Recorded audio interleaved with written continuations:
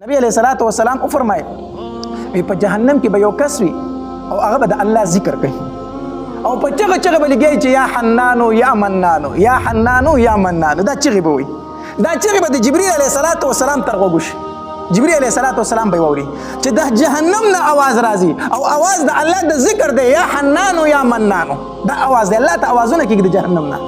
न जिब्रील अलैहिस्सलातु वस्सलाम बा दा अल्लाह दा अर्श तलान दे पसिद्दा प्रियोसी چې په سجده پروت سر بای په سجده پروت وي الله تبارک وتعالى بوته فرمای ارفع راسك یا جبريل اے جبريل سر اوچت کا جبريل علیہ السلام بسر اوچت کی چې سر اوچت کی الله تبارک وتعالى بوته فرمای جبريل اول سن آشنا خبر وشو چې په سجده پریوته سجل وشو جبريل علیہ السلام بوته فرمای الله یو आवाज می د جهنم نه واوریدو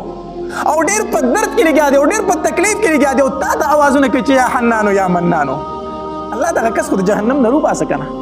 الله تبارک وتعالى ورته فرمای اے جبريل لارشه د جهنم چې کم داروغه د چې داغه نو مالک ته او مالک ته وایا چې دغه سړی روبا سکم چې د یا حنانو یا منانو چغي وي جبريل علیہ السلام بلار شي داروغه ته وي د الله تبارک وتعالى حکم دی چې په جهنم کې یو تن پروت یا حنانو یا منانو چغي وي هغه د جهنم نه روبا مالک په وي ټیک ته د جهنم چې کم داروغه دی بلار شي جهنم ته دی په جهنم کې اوګرزي خو دی به دغه کس پیدا نه کی حالانکہ حدیث مبارک کی راضی وہی داروغه د جهنم چره مالک چره وہی د تبا هر جهنمی داسې معلومي لکه څنګه مور خپل ته خپل بچی معلومي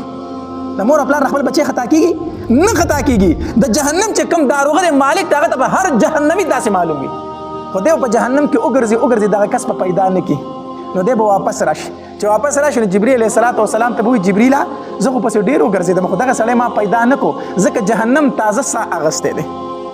جهنم تازه سا اغسته دی او دومره ګرم شوی دی چې په جهنم کې د وسپنې او د ګټې او د انسان پته نه لګي چې کومه وسپنه ده او کومه ګټه ده او کوم انسان دی دومره جهنم په غوسه کې دی او دومره ګرم دی ما ته پته نه لګي چې هغه په کوم ځای کې پروت دی جبريل علیہ الصلوۃ والسلام به واپس راشي بیا به د الله تبارک وتعالى د عرش سره خواته په سجده شي الله تبارک وتعالى ورته بیا فرمایي جبريل سر اوچت کا جبريل علیہ السلام چې سر اوچت کې الله تبارک وتعالى ورته فرمایي چې ته کومه لګلې وی دی چې کوم سړی یا حنان یا منان چې هغه د جهنم نه روبا سره ودیستو جبريل علیہ السلام ورته فرمایي الله ما مالک ته وویل د جهنم داروغه ته وویل خو هغه راته وی چې جهنم تازه سا اغسته دی او دومره ګرم شوی دی چې الته د ګټ او د وسپنې او د انسان پته نه لګي نو مالک پکې پیدا نه کو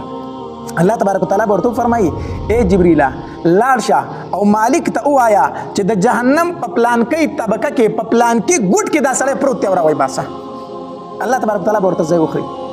جبريل علیہ السلام چې راشي د جهنم چې کم داروغه د مالک هغه ته وی الله تبارک وتعالى فرمایي چې د جهنم په پلان